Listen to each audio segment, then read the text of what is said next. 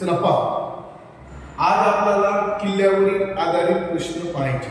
नेमके इथे काय विचारले पहा. एका किल्ल्यावर 1200 सैनिकांना 60 दिवस अन्नपूर्ती.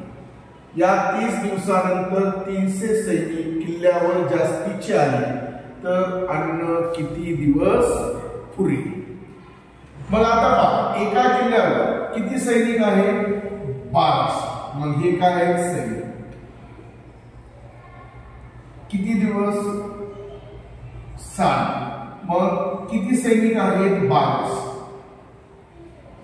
या 1200 सैनिकांना किल्ल्यावर अन्न किती आहे? 60 दिवस पुरेल इतकं काय आहे? अन्न. मग 30 दिवसाच्या नंतर किती सैनिक आले? 300 सैनिक आले. मग इथे किती वाढ झालेली आहे? 300 सैनिकाची. मग इथं काय करायचं? अधिक करायचं. मग एकूण किती सैनिक झाले? 1500.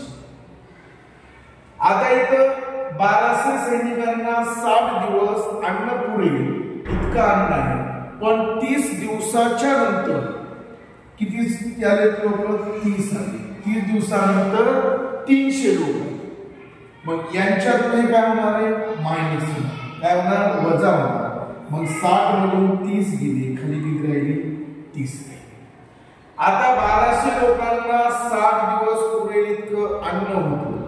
पण 30 दिवस झाल्याच्या नंतर एकूण किती लोक आले?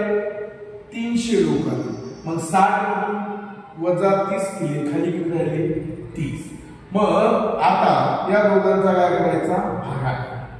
कारण 1500 लोकांना 30 दिवस पुरेल इतकं आहे का?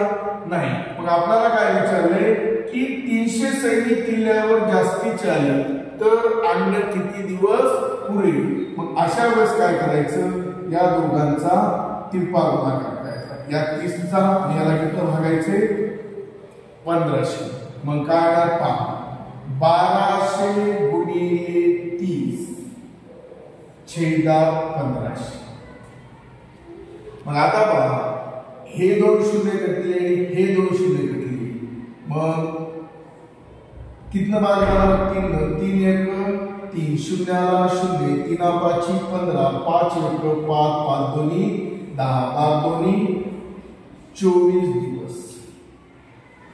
म्हणजे 300 सैनिक आल्याच्या नंतर या ठिकाणी आपल्याला एकूण किती दिवस पुरेल इतकं अन्न आहे? तर या ठिकाणी 24 दिवस पुरेल इतकं या ठिकाणी काय अन्न आहे. मग अशा तऱ्हेने जर किल्ल्यावर आधारित जर गणित काढायचं असेल तर आपल्याला असे गणित काढावे लागतील.